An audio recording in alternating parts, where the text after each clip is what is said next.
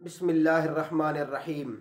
मेरे मोहतरम सामीन व नाज़रीन, आज जो मैं आपकी खिदमत में मसला पेश करूँगा वो ये है कि अगर एक बंदे ने फ़र्ज़ गुस्ल किया और गुस्ल करके वो बाहर आ गया और जब वो बाहर आता है तो उसके जिस्म का कुछ हिस्सा खुश्क रह जाता है।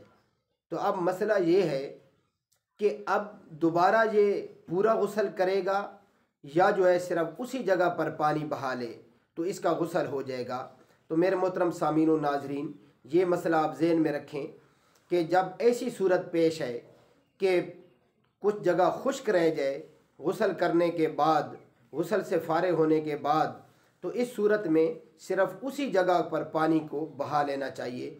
तो इस सूरत में गुस्ल हो जाएगा, दोबारा से गुस्ल करना ज़रूरी नहीं है। अल्लाह रब्बुल इज़्ज़त मुझे और आपको अमल करने की और आगे तक पहुँचाने की तौफ़ीक़ अता फ़रमाए। व आखिरु दावाना अनिल हम्दुलिल्लाहि रब्बिल आलमीन।